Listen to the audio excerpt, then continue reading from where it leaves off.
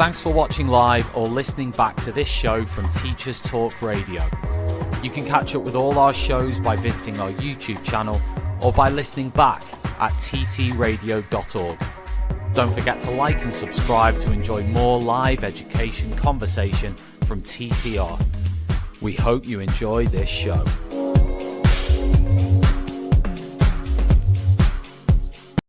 Outstanding and world-class vision and world-class this. I'm a real leadership geek, honestly. I've spent my whole career reading books and chatting to people. I just find the whole thing and the announcement, the way it's been announced, bizarre. If you could move away from a model where teachers are so intensely focused.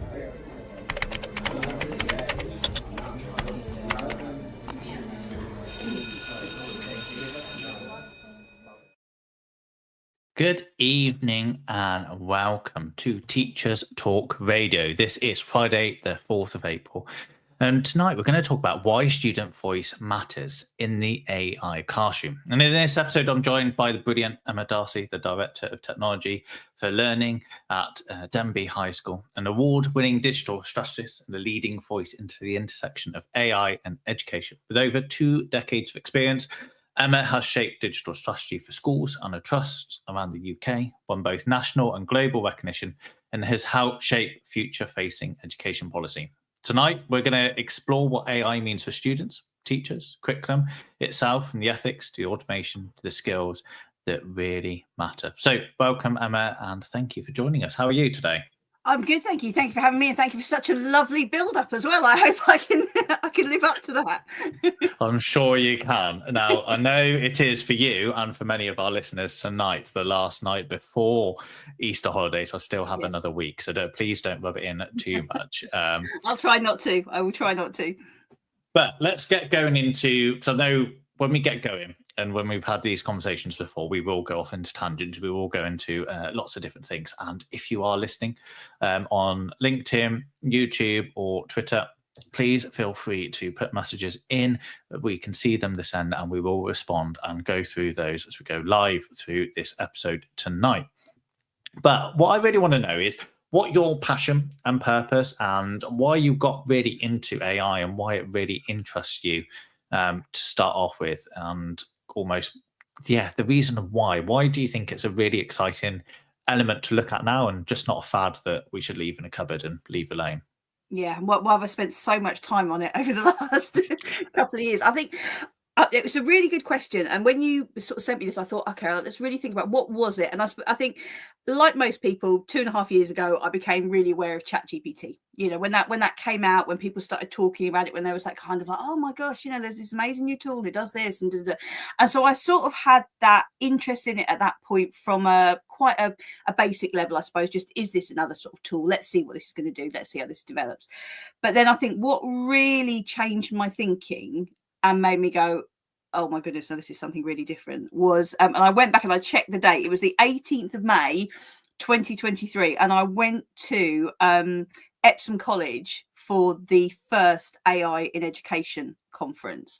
And I look back on that, and I look back on like who the lineup was, who was speaking. And it was like a dream lineup that you probably never get anywhere else now. And it was people like Professor Rose Luckin, it was Dan Fitzpatrick, it was introduced by Sir Anthony Selden.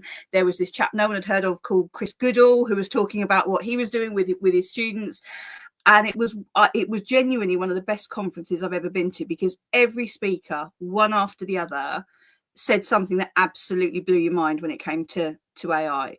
And I only went to the conference in the first place because my head teacher said, oh, you've been talking a bit about AI lately. I think you should go to this.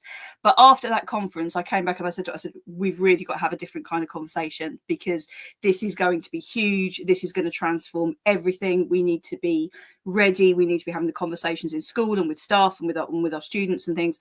And that was what it was really. And obviously a lot of the people that I first sort of encountered at that conference, I, subsequently engaged with on LinkedIn, followed what they're doing, kept an eye on developments and things. But that was the point. That was the point where I went, right, yeah, this is, I get this now. I understand why this is going to be so important.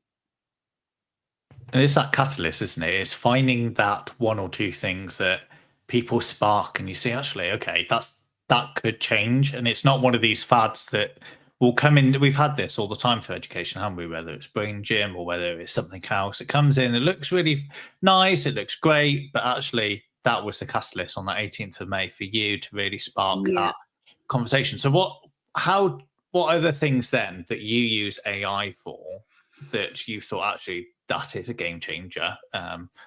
Abbreviated almost, but because we use that phrase so much. But what are the things that you have found recently, or even then you realize actually there's something different here, there's something that I should pay attention to? I think it was something that Chris Goodall said, because his session was very much talking about students and the relationship that his students were already developing with AI, and that was something I hadn't even thought of at that point, and that's massively shaped everything I've sort of done and thought about since.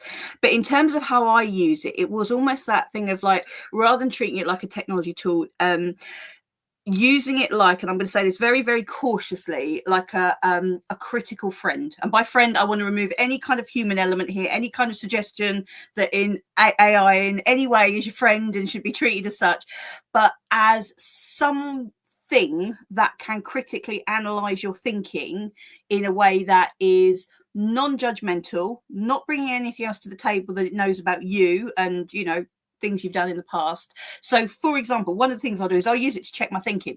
You know, if I'm planning something out, if I'm thinking of doing something, if I'm thinking of writing something, I'll pop it into AI, and for me often it's like Gemini or Notebook LM, and I'll just say, you know, how could this be improved? You know, I'll use it for things like if I'm writing something and I know I'm maybe bringing a bit too much emotion to the table with what I'm writing, and actually it just needs to be something very objective, I will get it to say, can you write this tonally in a way that is more, that is less emotional.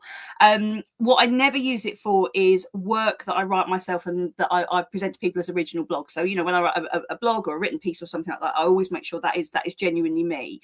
But again, other things I use it for is design work. I am not a naturally gifted graphic designer. I know you've spoken to Trudy previously, who is amazing at all this sort of thing. I'm the exact opposite of that. I'm not very creative at all. So I use AI to help me visualize concepts and ideas and things that I have. So, you know, create me a logo, create me an image that features this and this, you know, and that's something that I find really, really powerful, and seeing the difference that it makes when you put in different descriptive text. And then the other main thing that I think I use it for is sometimes helping me get a bit more organized as well. I mean, I know people say that, you know, when they first start using it and they treat it a bit like Google and then they don't get a result out of it like Google, it's disappointing.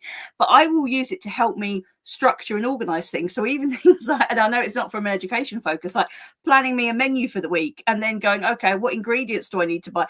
Supporting with planning a holiday, something like that. So it's the not just using it for work, but also actually using it to save me a bit of time in you know, in my life and my world away from work as well. And I think that's another reason why I've kind of embraced it quite fully, because there's just so many applications and so many ways in which you can use it. And it's that exploration, isn't it? We don't know where it fits in nicely or what it can do, and actually exploring it in terms of checking your thinking, creativity, and organizing is a really good way. I want to go back to that checking the thinking, because we were implementing a one-to-one advice scheme, and one of our concerns through just discussions was, how is this going to land with parents? What are their thought processes behind it? How are they going to think? And we were all educators, we were all leaders, we had some teachers on the panel. But before we go and met with some of the stakeholders, I put all our thought processes in, and I did like the 16 personality types. And I was like, okay, can you respond with all of these 16 personality types? This is how I think they're going to respond, and do that. And it was a really good objective way just to check our own thinking, and that gave me enough foundation of knowledge and opened my mind before I went into those conversations with parents, and talked to a small group before we even went up to a bigger group. But it's that thought process, isn't it? And I know Trudy, in our last episode, I talked to her last month about creativity. She said it's a thinking partner, and it is that.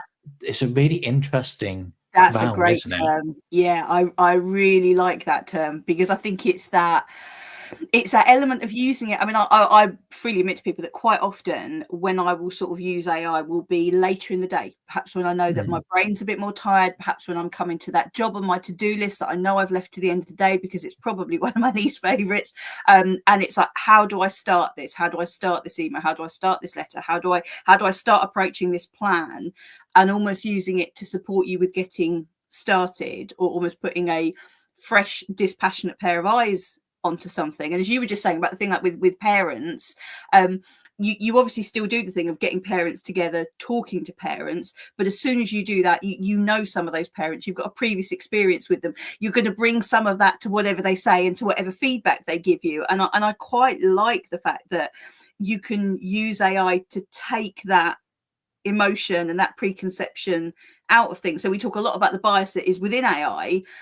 I like the fact that we can use it sometimes to remove some of our own biases in terms of what we're trying to do as humans. Yeah, and I think we're talking about, often when we introduce this to new teachers, you think you put one prompt in, the output, that's it. But where we're talking about it is that iterative approach, where actually we're talking back and forwards, we're having some interesting dialogue with it. And if you think about the imagery stuff that's coming out at the moment, I've just seen an example on LinkedIn earlier today about Midjourney, and the conversation that you can have with it and the imagery it can create is absolutely phenomenal. But it's still not just one prompt, it's going back and forwards. And I was talking to Neil Almond as well recently, where he was designing his garden. And he's like, here are 4 options. And it's a process. And I think our interaction with AI has already changed since it's come in massively. How do you think that interaction has changed for you, considering how you used it probably at the beginning and then how you're using it now? I think it probably comes from that place of the more that it's been, the more that I've used it. And I think one of the things that's really important is obviously if you're doing anything that involves teaching students or children about AI, you've got to be using AI, you've got to be allowing them to experience AI in some way, shape or form. And I think in the way in which my relationships changed with it is, to begin with, it was very much, I think, coming at it from the point of view of, okay, what can it do? How are the students going to use it? What's the worry there? That sort of side of things. Whereas now I feel much more confident now that there's a little bit of water under the bridge in terms of how people are using it, actually having conversations with people going around things like, actually it can support the development of really rich language. These are large language models. This comes back to what we're saying, what we're writing, what we're putting into them. There is a huge opportunity here to develop literacy, oracy through the use of these tools. And I think I probably feel more confident in talking about that now. I think the other thing as well is there's that challenge, isn't there, about what do we mean by creativity? What should be done by you on your own as a creative person, and what is still creativity if it's done through a verbal prompt or a written prompt into an LLM?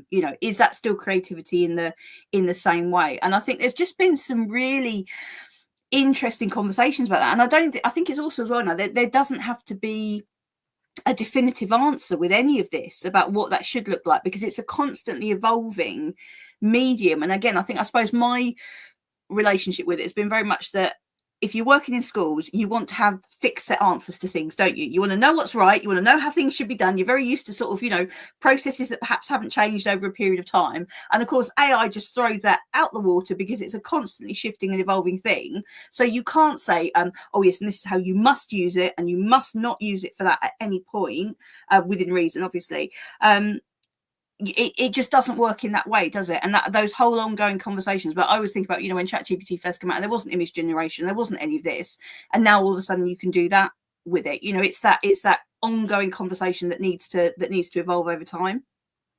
And it's that ongoing that even the AI companies, yes, they're saying they don't know how sometimes these new models react, but they don't even tell us when a model changes. It's like often it's you go on LinkedIn, someone's like, or Twitter or anything, and you say, oh yeah, I've just noticed this today, and that cascades. Like the prompts change all the time, or how you interact, or whether a mega prompt is actually the right interaction now, it may be completely different in 6 months' time. So whenever you're doing this training, to start off, I often talk about, and I know we probably get onto this, is about having a principled approach to it.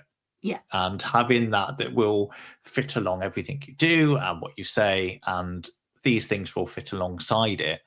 And I think it's where does AI fit within us and within how we work as well. And I think that's probably going to be a key element of our conversation as we go through. But what I want to say is actually this Teachers Talk Radio wouldn't be possible without some of our people who are helping us in the background and our sponsors. We've got Kielo. They are a BET awarding 100% free tool for thoughtful, inclusive classroom discussion. Students can instantly and simultaneously create interactive map of discussion, deepening their subject knowledge and enhancing their critical thinking. Over 1 million educators and students are already using Kielo to make a world a more thoughtful place. So please join them at Kielo, KIALO-edu.com. But also this show is brought to you in partnership with John Catt Education Publishers, our professional development books and resources that support great teaching and learning in schools around the world. Level up your professional development today and visit johncattbookshop.com to explore your full range of titles. And use the code JCTTR2425 for 20% off your order. That's JCTTR2425 for 20% off your order. I definitely need to do that because the amount of books I get. I'm one of those people that, yes, I'm really into tech, but I often have books or I have Kindle, and it's however I'm feeling in that. And I know I've got a brilliant podcast coming up in a couple of weeks' time with another one of our co-hosts, with Bruce Robinson, about his book all about questioning, which I'm really looking forward to. So let's think about the world that we live in at the moment and the fact that adolescents from Netflix, and there's been a big push on whether mobile phones in school and how the algorithms are coming through at the moment with social media and what countries are doing. Do you think there is a disconnect between what we're looking at as educators, what's actually happening online and social media, or or how the media portray it, and actually what is life and reality? Yes. Next question. No, I'm sorry. I will. Yeah, to be fair, I set you up for that, didn't I? I will completely elaborate on that. I think 100%. I think what we're seeing a lot at the moment is a very reactionary response from us as adults to what we're seeing happening in the world for our young people, and we're trying to support them and guide them in the way that we've always been able to traditionally, but this is shoving all of us out massively far out of our comfort zone. And I think one of the things that was really good about adolescence is the fact that it has provoked so much conversation in schools. It has I know certainly where our, the conversations around how much about what young people are doing do we still not know? Do we not understand? How much of this is going on behind the radar? Obviously, it's provoked conversations around social media and the influence of social media on our young people, and that obviously is still something that is that needs a lot more work and that influence. But again, I'm a big believer in the thing of I know the conversation around banning phones has been so prevalent.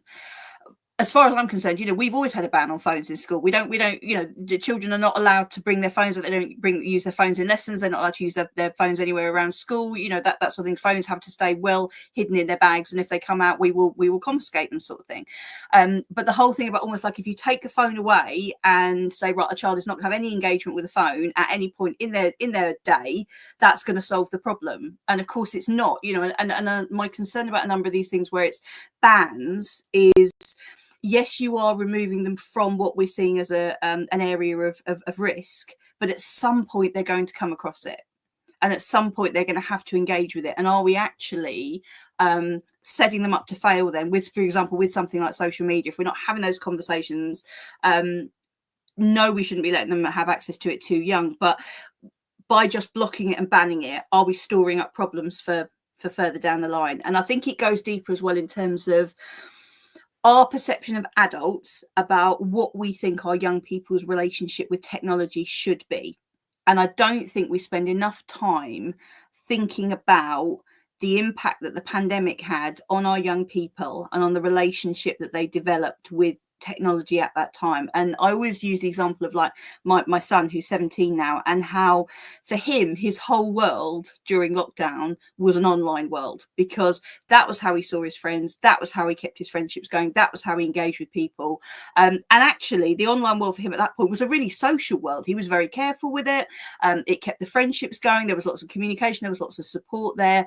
But obviously on the flip side of that, you've got young people where actually what they did was retreated into this online world where they didn't have to have any social interaction, and in many cases they quite liked that world. And when we went back into schools and we were going, it's great, we're all back in the classroom and everything, actually there were some people for whom that then was really, really uncomfortable. And I think it becomes uncomfortable for us then to have conversations about the fact that some of our young people are still very insular, find communication difficult, find engaging with others difficult, lost a big chunk of their life to what went on during lockdowns. And we behave now like it was so far in the past, now we don't need to worry about it anymore. No, of course we do. It had a huge impact. And I don't think we have enough of a conversation around, when we talk about screen time, what we actually mean by screen usage. So, you know, just because a child is on a phone or on a screen, that what they're doing is automatically negative. You know, we need a much better understanding about what they're choosing to do when they're in that online space. And I think something that someone said to me once that really, really hit home, and they said, if you had a child who was sat there with their head in a book all day, didn't go out, didn't see anyone, literally just stayed in their room and read, would we think that was okay because it's a book?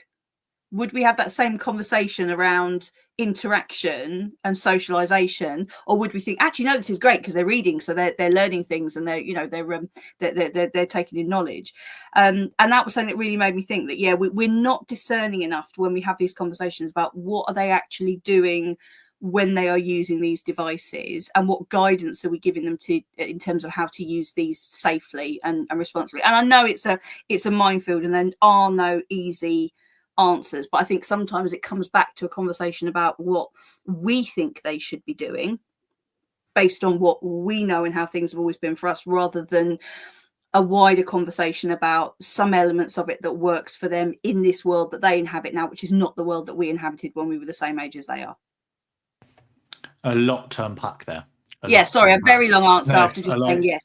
No, I wrote a few things down, and I think this idea that a complete ban, whether it's social media or phones, or the two problems with that, and I think you articulated one really well, that actually there's going to be a point where the danger is, if we ban phones, internet access, social media, they're going to have this Pandora's box they will enter, and they don't know how to interact. They don't know what's safe. They haven't explored it in a safe, controlled environment. But the other thing is the policing side of it. How do we actually stop that? And I think there is also a danger of being overcautious, and it's having that safe space that we have to foster and create within school to support that. But my question is it just the responsibilities?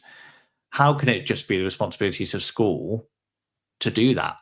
Because it's such a huge element, isn't it? And I know we both got children. I've got my middleist they were the COVID year. They were born in the July COVID. They're going into school, and you're seeing so much speech and language issues within school because they didn't have that human interaction at that point. And you've got your children at the other end of the schooling there, and it's affected everyone, hasn't it? Yeah, and I think it's huge, and no, we can't expect schools to do this on their own. You know, I think schools are expected to do an enormous amount and do an incredible job.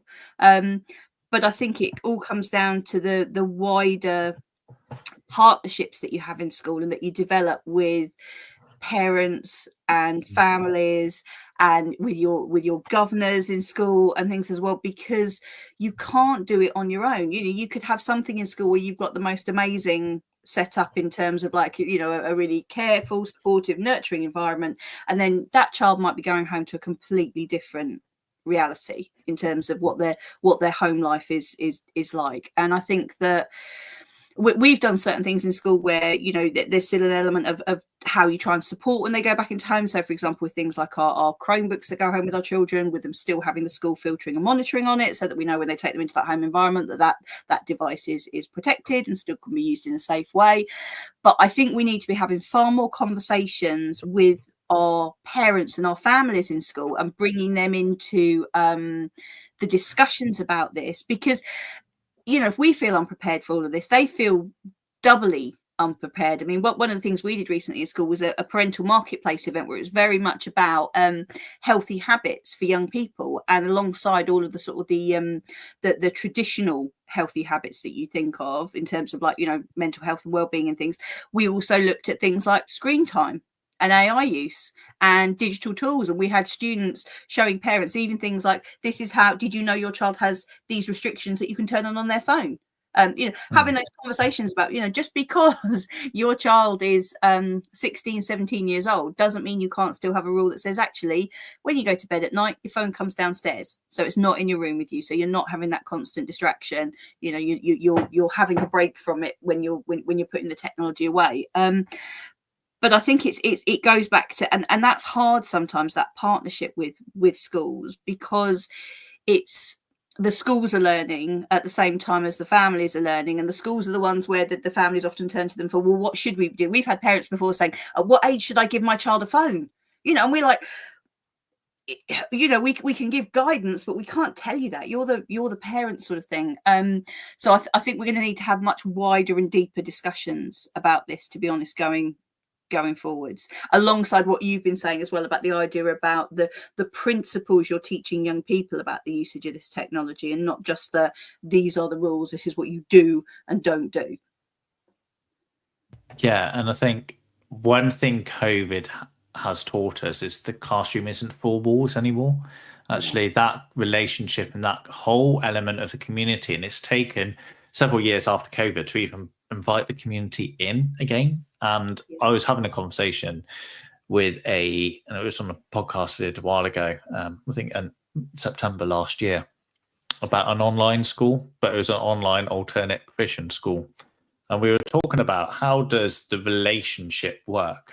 And she was saying that actually you can get a really good relationship online, still talking like we are here. But at that point, if the child's frustrated, they would just close the laptop screen. They would have their own space. They knew where to go to. They opened it up and had that continued the conversation when they were ready in that right time. And I think it's beyond the screen. It's beyond technology. It's actually learning. One of the things about schooling, and it's coming out with the future skills and everything else, is actually we want a love of learning. And it could be one child loves the idea of creating music, and technology could be the catalyst, and AI could be the catalyst of actually getting them going, and the barrier of entry is a lot lower, but the depth of understanding is there. And I think I want to go back to that point you made about having those students and pupils. How can we ensure they have agency in those decisions about how technology and AI tools are used in their education? I think ask them, for starters. You know, I know that's not meant to be a flippant reply at all, but I think that an awful lot of the conversations at the moment around AI and AI use in school is happening at teacher level, is happening at support staff level, is happening at senior leadership team level, is maybe happening at governor level, but isn't always happening at student level. And at the end of the day, they are the end users of all of this. This is that they are, you know, our ultimate stakeholders in school, I suppose, is the way to look at it. And I think that it's that striking that balance again between keeping them safe, but also not wrapping them in cotton wool. Because, like I say, I think it's really hard to teach young people about AI if you never let them use any AI, if you never let them see what AI is, if you just tell them that it's this thing that you shouldn't be touching. So one of those things that I would say is, and a really straightforward one like we've done in school is set up an AI steering group made up of students from different year groups. Because you can do things where you sort of, we've done student surveys to ask them how they're using AI at the moment.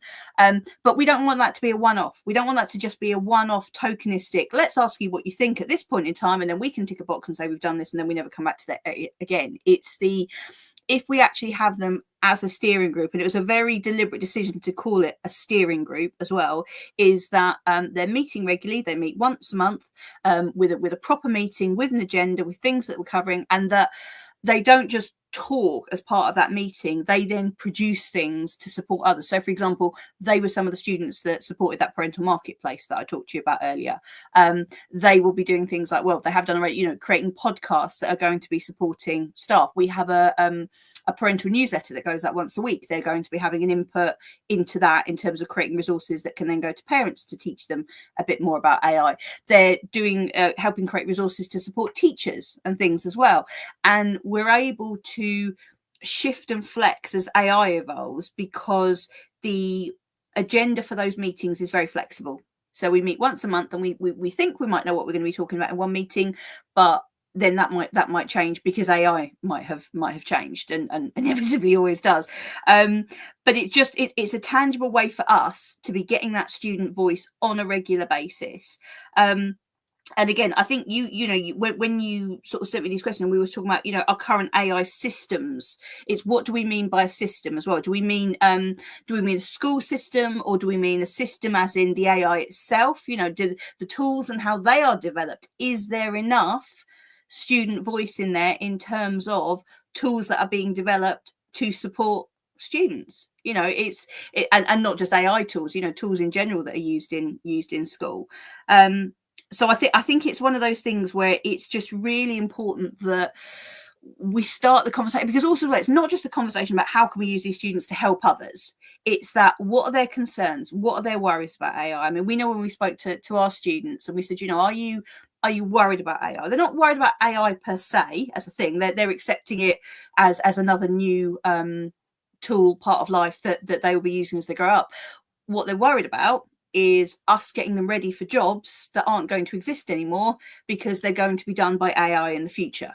That's actually their biggest worry, and that for us then leads into some really important conversations to be having about, right, so actually in terms of what we do as school, in terms of preparing you not just for jobs but for life, what do we need to make sure that we're teaching you? What are those skills that are genuinely going to make you future ready, just not future ready if your future was right now, if that makes sense? Yeah, and that idea about a student steering group is something similar to what Scott Hayden does at Basingstoke College, and they do it in such a way where if they want to implement something new or a new system or something else, they have a steering group with key leaders, key teachers, but also students on that panel. And it may be he goes across and he presents something, but you get those different contrasting viewpoints. And I know pre-show we talked about adolescence, and you asked your son if he'd watched it. It's like, no. And actually, we may put our opinion out there or viewpoints onto others is completely unfounded. And I think there's a huge danger in that as well, isn't there? Yeah, absolutely. And I mean, I went to something yesterday. I was really lucky. I went down to where Bet's based at Hive, and they were doing an event all about how we can use technology to support learners with SEND. And there was a group of students there from UCL who presented about how they had been using AI to develop tools to support learners with special needs. And it was absolutely fascinating, because it was these groups of young people who stood up. They were so articulate, just from, forget the AI, from an oracy and a presenting point of view, they were amazing. But they talked us all through the learning need that they were looking to address, the tool they decided they were going to create, and how they'd used AI to support as part of that process. And it was what I really liked about it was the fact that it was demonstrating how, again, we sometimes assume that the default setting for our young people is they're going to go to use this for evil, whereas actually, you put some of these tools in their hands and they're coming up with some incredible, amazing, innovative ideas to make their world and our world better, because often they can see things that are possible that we don't necessarily see, because we're not coming at things from the same mindset. So that's the other thing I would say about the importance of student voice, is it's not just the helping tell us what we need to be doing, it's the seeing what the potential of this is as a technology when you give it to someone who is really open-minded, believes that anything's possible, perhaps doesn't bring all of our biases and cynicism to the table, you know, and then goes ahead and creates something with it. And it's that whole process, isn't it? I think too often we look at what the end goal is. We don't know what the end goal is. We can't ever predict whether it's like the coursework or whether it's actually the end goal with jobs in the future. It's that process of learning. Here's the problem that we can fix now, or we can have a look at how can we get there? How can we? I love that example of the SEN and finding the needs. But do you think then AI and technology has a way to amplify that student voice in a way it hasn't before? Oh, 100%, because I think that you can have, I mean, you know, the phrase tech for good was used a lot yesterday, and it was that thing of actually, again, we know when we talk to students, we identify that there's a problem with something or a challenge. It's one thing to sort of say to them, oh, this challenge exists. It's a bit like, you know, things like climate change. And again, you know, one of the things that I'm sure we'll touch on at some point is the environmental impact of all this AI and everything that we're all using. But when you identify a problem for young people and then say, actually, tell us how you think you can solve this. So it goes back to the idea about the project-based learning, doesn't it? And actually giving them a really clear purpose for why they're doing something. And I think that was what was so powerful for me with regards to yesterday, was seeing what these students have done, because it's almost like a natural progression on from what we get our students to do with things like apps for good, where we say to them, right, okay, identify a real world problem, use technology to come up with a tool that potentially can solve it, and then present your idea as if you were an adult to a panel of judges, to a team of tech experts, to that sort of thing, and we empower them in that way. And that, I think, is really, really important. We don't do enough of that, you know. And without something as huge as AI, we need to be saying to our young people, and you know, we need to say it's okay to fall forward. That, you know, you're trying things out, because again, when we go back to teaching them skills that are going to be really useful in the future, and teaching them resilience and teaching them creative thinking and critical thinking, and you know, surely that's a way of them actually getting hands-on and doing that as well, rather than just talking about it, is giving them the means to turn that into something real and tangible that they can then take forwards.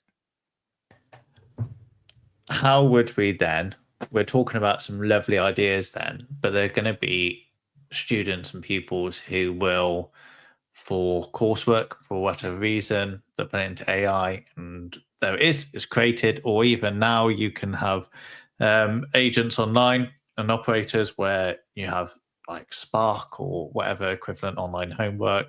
You log into an AI operator and it can complete it for you. And from a teacher's perspective, you never know. So how do we then develop that with pupils or teachers? And how do we break that barrier that it can be just not the end goal, it can be the process as well? Yeah, I think it's a two-stage approach to it, and it's a shift in mindset, because I'm sure we had incidences in the past where one child would be getting their homework done by another child and handing that over to them, or would be looking up the answer to something on Wikipedia as opposed to actually using their own knowledge of what they've learned in a lesson to answer a question. And I think it's a multiple layered answer. I mean, I think you mentioned Scott Hayden earlier. I think the work he's doing around about how we approach assessment and how we test knowledge and skills is really, really important. That way of going, actually, we've got a very traditional way of assessing knowledge that longer term is going to have to change, isn't it? Because we're just not going to be able to assess knowledge in the same way, in terms of, here's a piece of work I've written, or have I written it, or has AI written it, you know.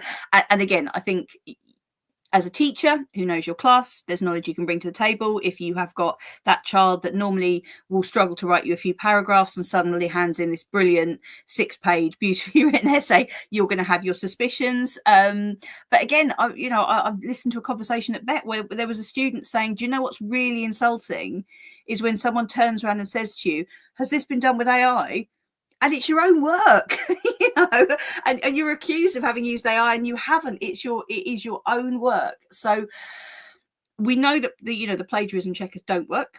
We know that we can't rely on that. And again, I think that sometimes there are some teachers at the moment and going, oh, please just bring out something that does this for us, that does rid of this problem. You know, I don't think there's ever going to be that. So I think we need to rethink how we do assessment, how we test knowledge. But I think we also need to really instill in our young people this sense of, and again, I bang on about it all the time, this idea about digital character, making good choices, that you, and for us at the moment, we're halfway between a system. We've got a very traditional paper-based, written exam-based system, and then we've got these young people who are using all these digital tools to support their learning, some in a really productive way, some in a not so productive way. And the conversations we have with children are very much around the idea of, like, yes, if you get AI to do everything for you, and you can, and you probably could, and maybe we wouldn't be able to tell, sooner or later you are going to be in a situation where your learning is going to be tested in a more traditional way. You are either going to be sitting in an exam hall, or you're going to be having to write something by hand under a time pressure, and that is the point when what you've done is going to become apparent. So actually all you're doing when you are cheating in that way is you are cheating yourself.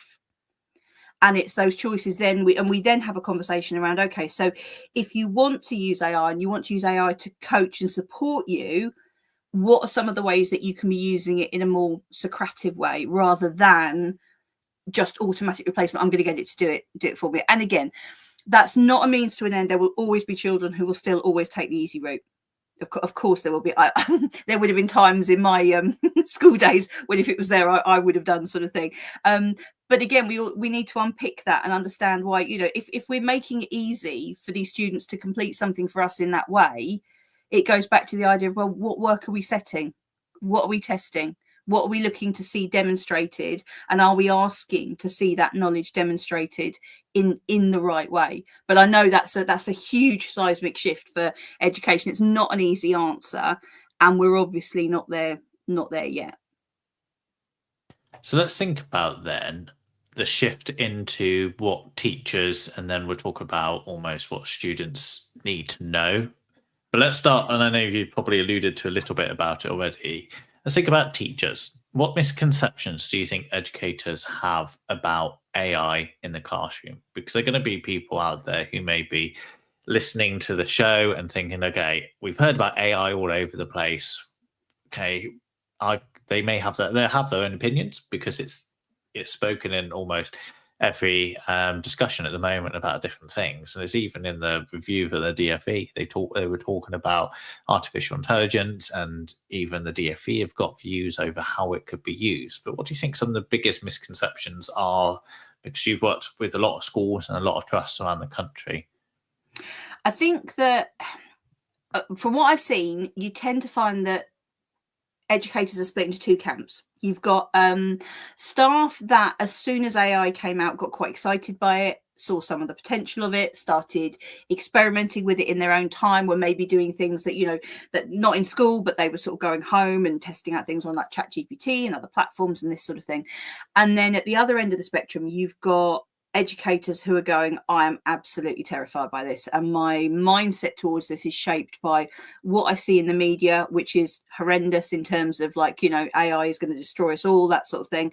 I don't want to go near it. I don't agree with it. I don't think it has any place in teaching and learning. And I think you've got that two very, very different camps there. And almost like with the ones that are racing ahead, there's almost that kind of tempering of going, are you making sure you're doing this safely? Are you making sure you've got the guardrails in place for this? Are you making sure you're not putting in student data, student information just because you can? Are you not allowing it to just replace what you used to do as a teacher completely? That's that side of things. But going almost like to the other end, to the other teachers that are sort of really, really wary of it. One of the starting points is, I think that people that haven't really used AI assume it's really difficult to use. And one of the things that I almost did as a starting point, for quite some time, was actually just show people what the entry screen to Gemini looked like, because people assume it's something really complicated. When you start talking about large language models and it all gets very techie and computer science teachery and this sort of thing, a lot of staff just go, no, not for me. It's too complicated. Whereas actually it's in terms of what you're saying about what do people need to know, I think they need to know what AI is and how it works, and what to be aware of and where the limitations are. But also I think they need to know that it's not complicated to use, and that what tools are out there that they can use, what the outputs will be, how it can potentially support and coach them, how it can save them some time, because let's be honest, teacher workload is a huge thing at the moment, and we know that.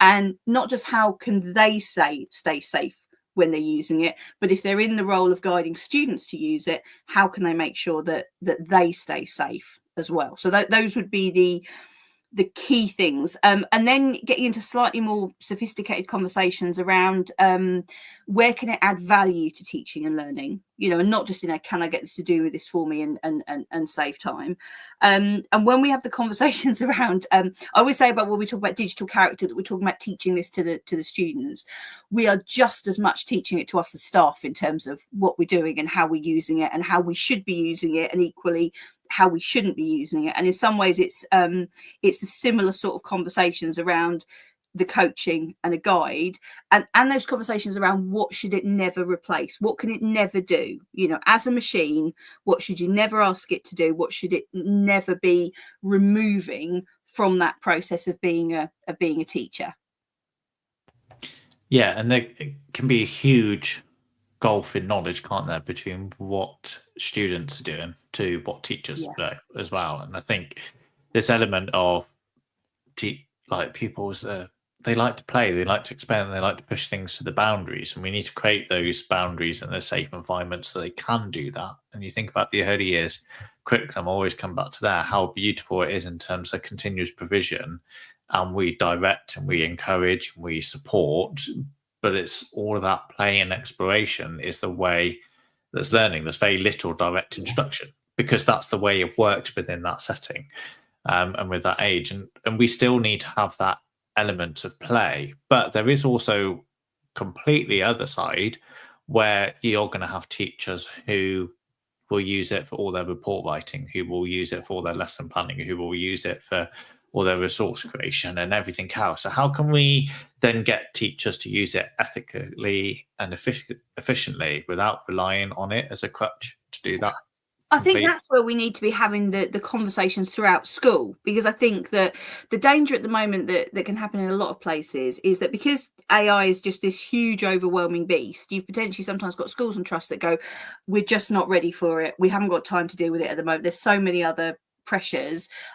We know it's kind of going on and it's happening and staff are using it, students are using it, but we're not really, we don't know how to guide them. So we're not, we're not putting anything out there.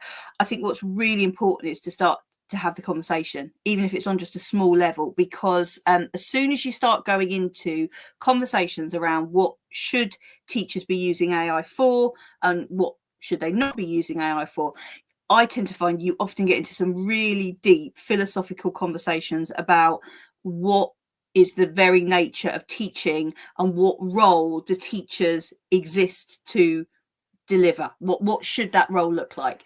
And it's the other thing as well is it's different in every school and in every setting. So there's not like, you can't have a kind of one size fits all. This is what you should use AI for, and this is what you shouldn't use AI for. So for example, you use the example of reports, and I know of schools where they're using AI sort of wrap apps that allow them to write student reports, large numbers at speed, and get them done. There will be other schools that will have that same conversation and go, actually, no, we want to maintain the role of the teacher in that, and we want the teacher to write the reports, and that's going to be an expectation that we have, is that those reports are written by a teacher. You might have another school that goes, do you know what? Are parents even reading these reports? Don't we need to have that conversation around how valuable are these reports now? And so it's never just a straightforward conversation around should AI be doing this or should it not? Where I think there is a danger with AI is that often our teachers that are newer to the profession, it's much more tempting for them to reach for AI to support them with that big workload that they have, that huge amount of learning that they've got to do themselves. And I know when I've had conversations with teachers that are much more established, have been teaching for years and years, and we've talked about AI, they've gone, well, I would never get AI to plan a lesson for me, and it's like, that's because you've got that knowledge and all those years of experience of Ofsted inspections where you've been told you're a fantastic teacher, you've got that self-confidence, you know what you're doing, you don't need to reach for AI. But actually, sometimes some of the teachers that are newer to the profession that need to do things more themselves, that actually is when it is incredibly tempting to reach for AI. And that's where I think the role is on the mentors in school, the line managers in school, to be saying, actually, yeah, we are going to have a really clear understanding about where we'll say to you, you can do this with AI, but then we want to guide and support you in terms of where we want to still be developing you as a teacher. So we're going to say this shouldn't be done by AI. We want you to do this in that way. And again, that is very personalized conversations in schools. That is very personalized conversations in departments about what role AI should and shouldn't play as part of the process of teaching and learning and admin and workload. So what would you say then? I think you've picked up on a few things already. Where do you think teacher intuition still trumps machine intelligence and AI? Oh, that's such a good question, and that is such a good one. And this may change. Obviously, this will change. So the moment this comes out, something may change with AI. But no, I don't think this bit will actually. There's a lot of things that I would say will change with AI, but I think this is something that will not change with AI. At the end of the day, I know that when either a teacher or a student talks to AI, that AI can mold itself to sound like the most supportive, understanding friend, confidant that child teacher has ever spoken to. And that's obviously one of the dangers with AI, is that it can come across as so human. But obviously, when a large language model is demonstrating empathy, it is only ever simulating empathy and what it thinks empathy looks like.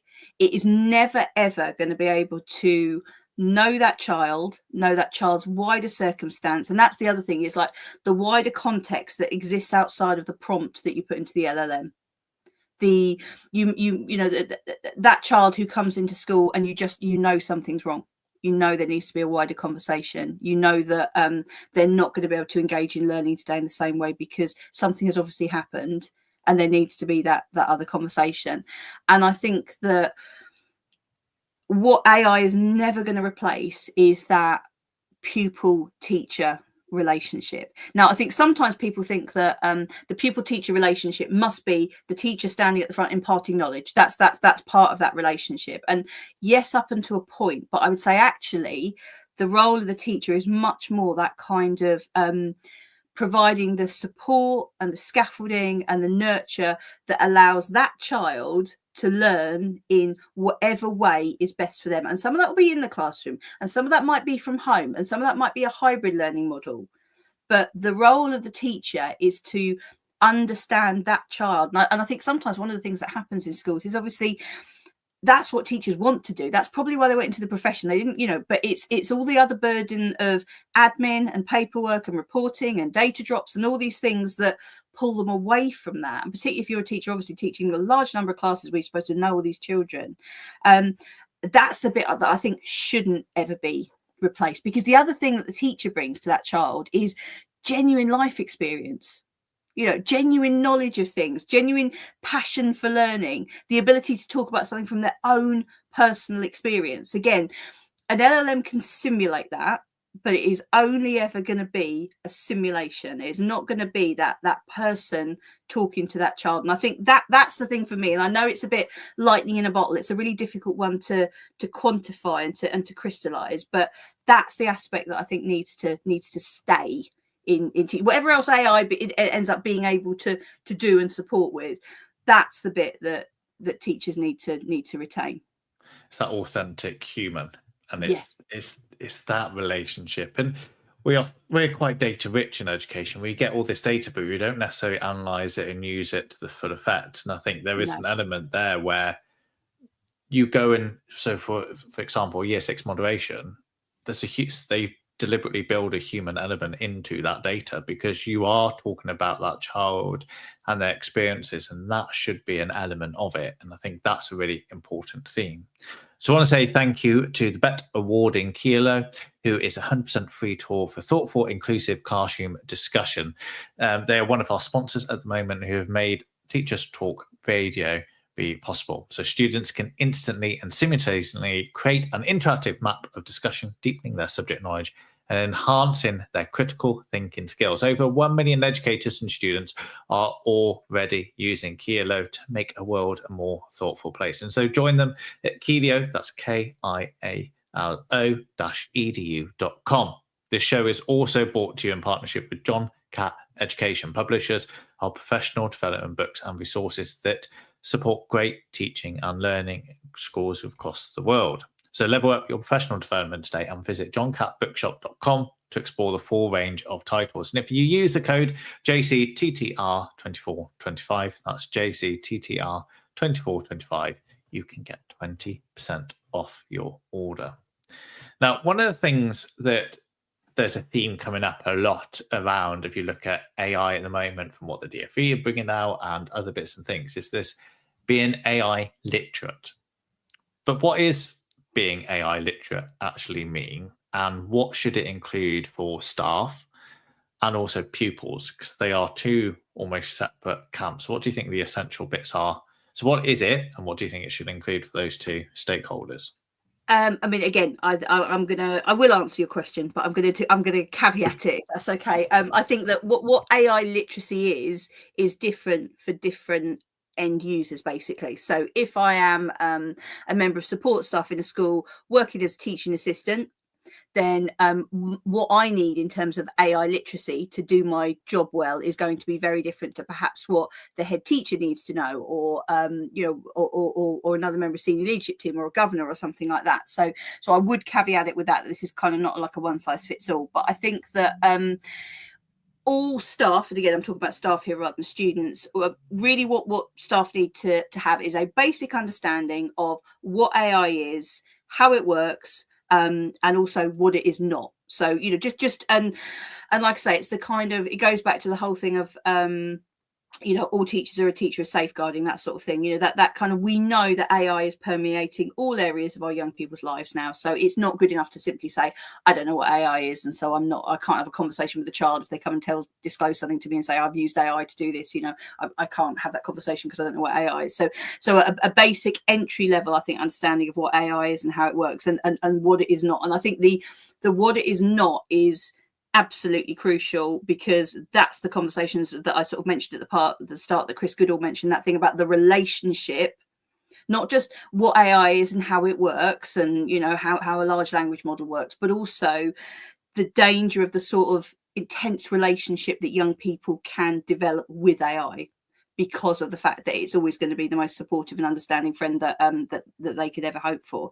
I think that staff and students, when you're looking at a literacy curriculum, for example, or teaching AI literacy, they need to be using AI. They need to know how to use AI. There should be some fundamental basic tools. They should need to know how to write a good prompt. They should need to know how to question and output. I think that all staff need to have an understanding about safeguarding and guardrails and the guidance that should be in place with them when it comes to using AI. And that may be things that their school or their trust has set as rules and regulations, or it might be, there's also that personal knowledge as well that they need to have about what you shouldn't put into AI, what you shouldn't ask AI to do for you.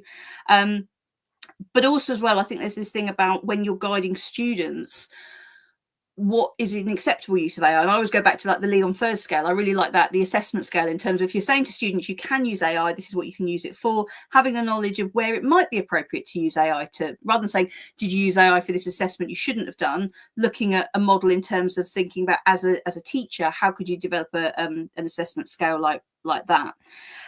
The other thing I think is really important as well is the relevance to your subject area. So if we're talking about AI literacy in the context of a teacher, each teacher should be able to develop an understanding, not just about how to teach young people what AI is, but also how it's relevant to their subject area and the conversations that they're going to have in terms of future careers, future roles, the how it's relevant, how it might be used in jobs in the future, that sort of thing. And again, the one that I always come back to, and I have used this lots of times, so apologies if you've heard it before, is that working with a really amazing RE teacher who, when AI started becoming a thing that we were having conversations about, and we were talking about it in the corridor, and she said, oh my goodness, she said, I'm going to have to start talking about AI in the context of a soul, aren't I? She said, I'm going to have to start to, and it was like discussing the plot of iRobot, to be honest. It was really a conversation around what it means to be human. But when we talk about AI and AI consciousness and everything, she said, we do a whole unit looking at the soul and what it means to be conscious. She said, I need to start interweaving conversations around AI and where that fits into the curriculum, to keep that curriculum relevant for the young people I'm working with when I'm teaching this as a particular topic. And that's what I mean in terms of the subject literacy in relation to AI as well.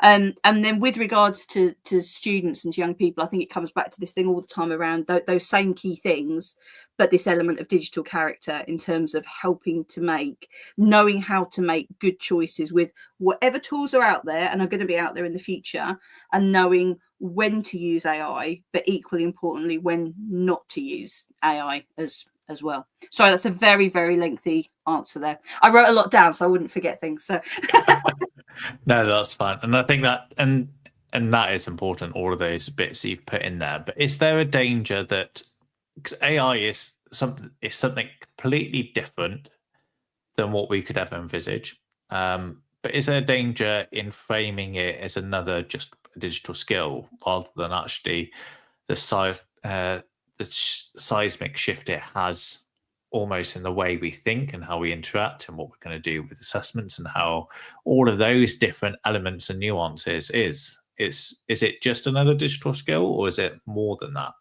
It's far more than that. And I think, again, where we've moved away in schools from having fixed guidance, because my worry is with anything that comes out, and you alluded to it earlier, whenever you go on LinkedIn, whenever you go online, and I just say thank goodness for all those people that are out there that are just testing these AI tools all the time, so I don't have to, and then telling me the latest developments. Oh, and it does this now, and you need to be aware of it. That's so important.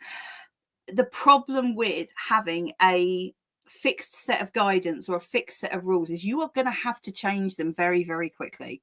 And anything that exists in a kind of printed medium or even as in a digital medium is going to go out of date. And what I mean by that, just to give you as an example, we have a technology toolkit in school for staff, but we've deliberately produced it as it's almost like a sort of a set of Canvas slides, because I need to be able to go in regularly and update that, because the guidance is always evolving and changing for the staff. So if you have a new member of staff starts, who says, oh, well, what's our policy on this in relation to AI, or what's our, where can I find the guidance for this?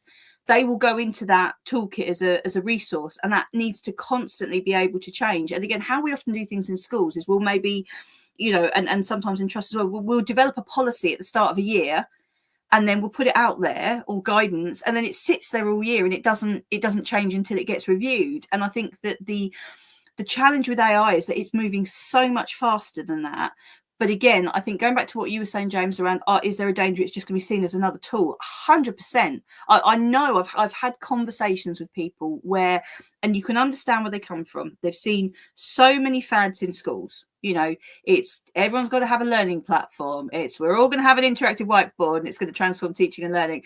Most people have got a cupboard of iPads somewhere sat that we're going to transform teaching and learning. Nothing against iPads, by the way, they're great. But you know what I mean? This idea about you must introduce something because it's going to be the big game changer. And then there is that that trough of disillusionment that people like Darren White, Mark Anderson talk about, where you've got that initial implementation, and then, oh no, it hasn't transformed anything because it's not been properly thought through.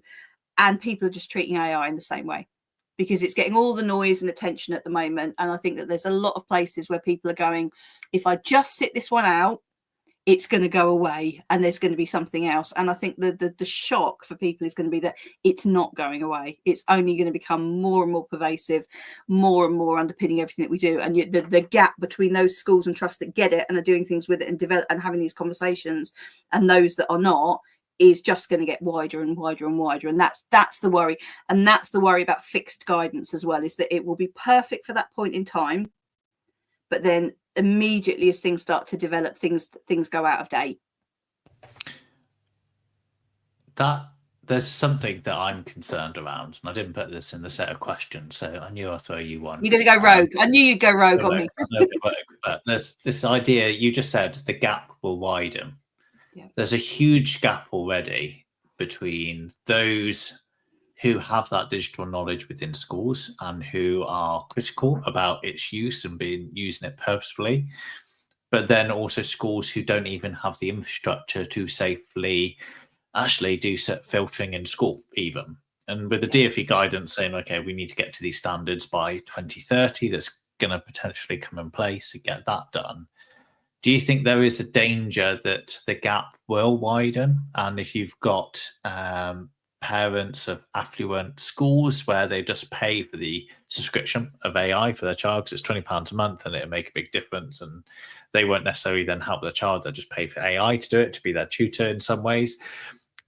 Because it is really interesting, if you look at the OECD reports, that actually we're twice rich in this country, but how they're spread out is not fair at all. And it's actually, there's a huge gap there. So do you think there's a danger of this digital divide growing? Absolutely. And I think what's really sad as well is that it's not just to do with the economics of where your school is, although obviously that plays a big part. What seems to make the biggest difference at the moment is if you are in an organisation where you've got leaders who understand this, understand why it's important, are quite innovative, and who drive this. Because it's very much going against the grain of all the other pressures that are on schools and are on trusts. I mean, obviously we've had the thing recently about, financial implications going forward of some of the things that have happened over the last week and everything, and there's always going to be other priorities for schools and trusts to focus on, whether it's Ofsted, whether it's exam season, whether it's something else, whether it's teacher recruitment and retention, which of course is such a huge challenge as well. And my worry is not just about the digital divide growing, is about the lack of priority given to this in general, because it's not a statutory mandatory requirement, so like I say, it very much comes down to if you are lucky enough to have leaders that go, yeah, completely understand why this is important, and like I said, I've been so lucky, I've worked for a series of leaders like that where people go, yeah, we're going to give this, we're going to send you to that AI conference, Emma, we're going to have these conversations at senior leadership team level, we're going to develop a plan for this, we're going to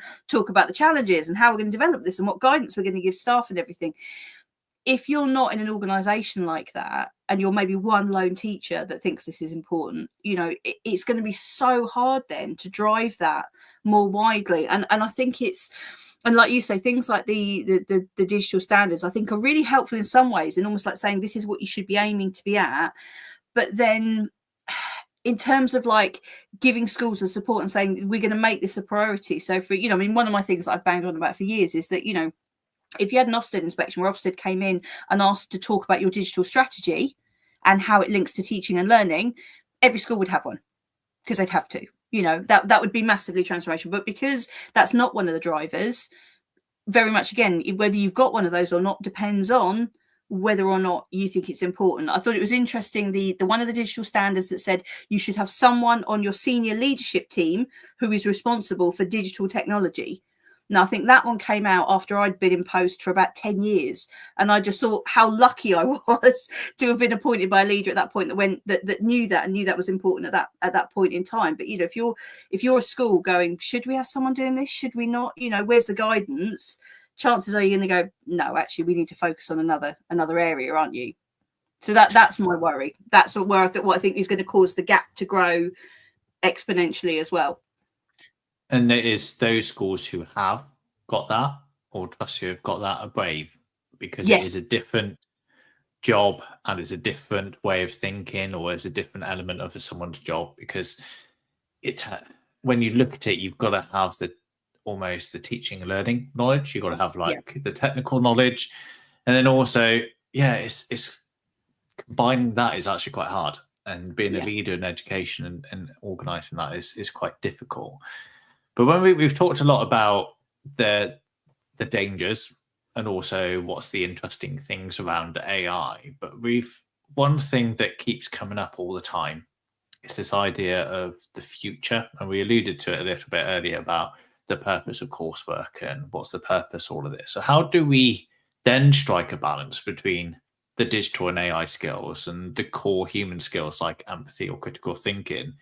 And should we be looking at skills of the future? And are we prepping students for a job market that may never exist? Or does that even matter, that we don't focus on the job market at all? And I'm particularly primary, so this is something where I only look at it into feeding them into secondary at the moment. And so actually this element really interests me. And that's why I've talked to a lot of secondary colleagues recently about yes, we've got at the moment the constraints of what the scheme use and what the exam boards do and how coursework's done and all of that. But there's always nuances within there we can play with and develop. So what are your thoughts around that future? Well, firstly, one of the things I got my knuckles wrapped for when I went to something the other week was somebody said, I really hate it when schools talk about preparing young people for the world of work, because they said our job is so much more. We're not preparing them just for whatever job they're going to go into. We're preparing them for life. And that actually, in some ways, when you talk then about the sort of the skills that they're going to need to have in this sort of AI enabled world, that makes it a little bit easier to have that conversation. I think, yeah, we've already talked, and I won't bang on about it too much, about the idea about how assessment needs to change in terms of, like, you know, what we mean by knowledge, what we mean by actually useful knowledge. You know, what are we teaching these young people in terms of not just what can they bring back out for an exam, what are we teaching them that they can then apply in a useful way? And one of the things that I would say is going to be an absolute critical skill going forward in terms of like the critical thinking is, how can you identify content that is fake, that has been generated artificially and is not real, because it's getting so good and it's getting so convincing.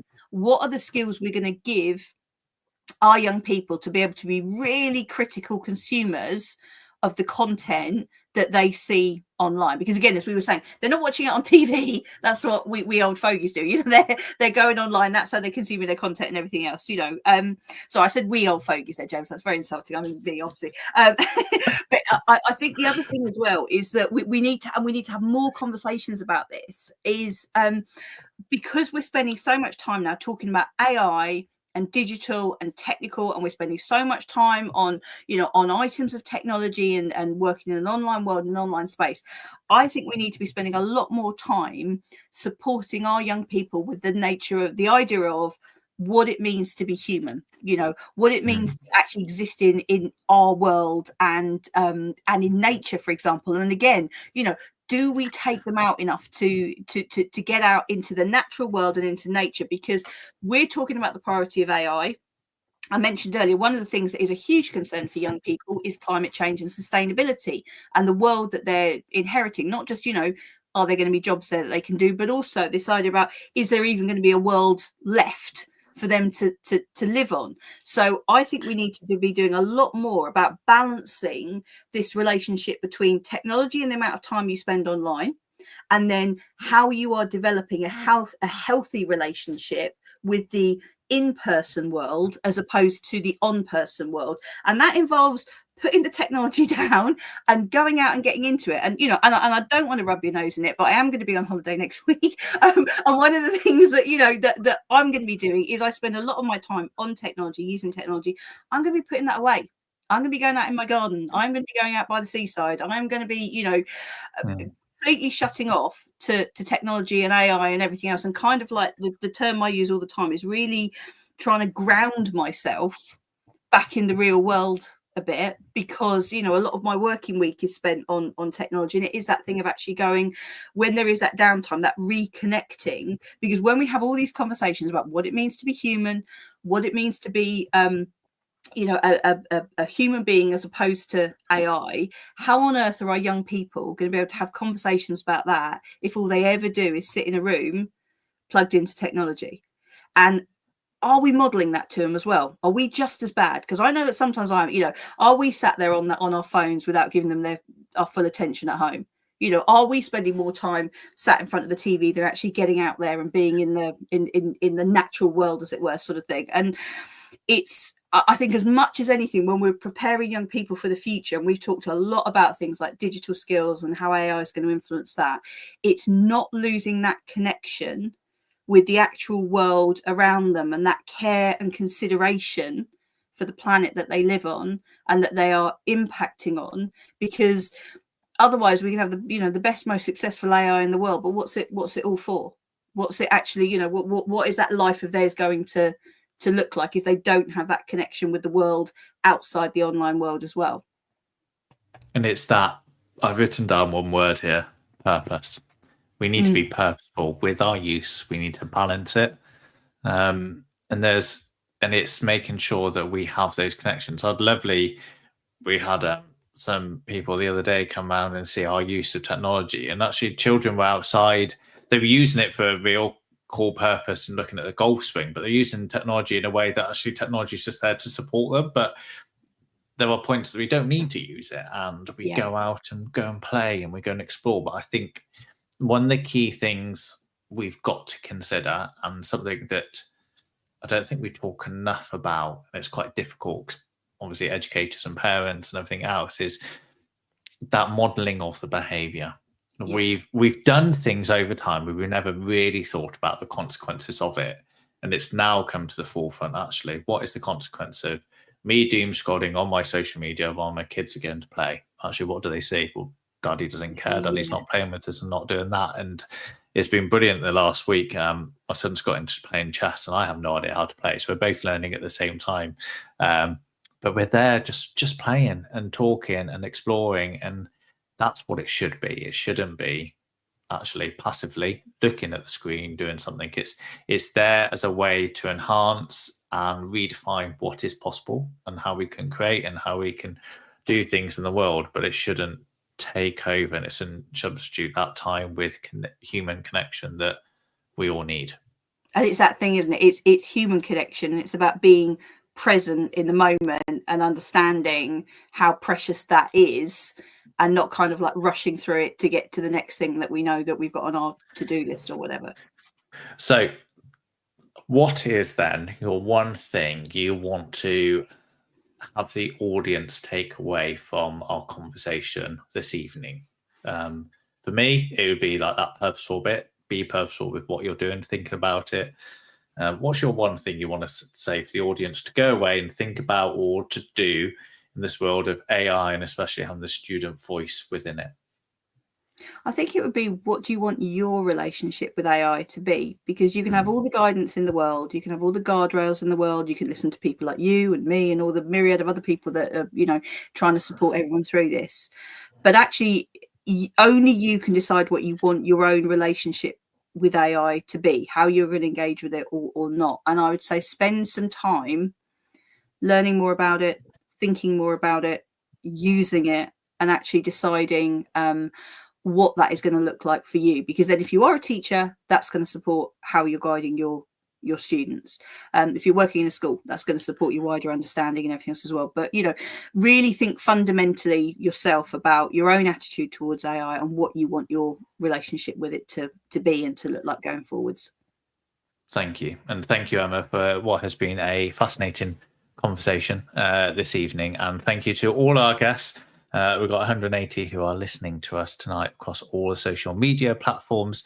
And thank you to our sponsors as well, Keelio and John Catt, who without them, this wouldn't be possible. I hope you have enjoyed this conversation about why student voice matters in the AI classroom and the Late Show with James Radburn. If you have any questions or comments, please feel free to contact us on our social media channels and go to ttradio.org.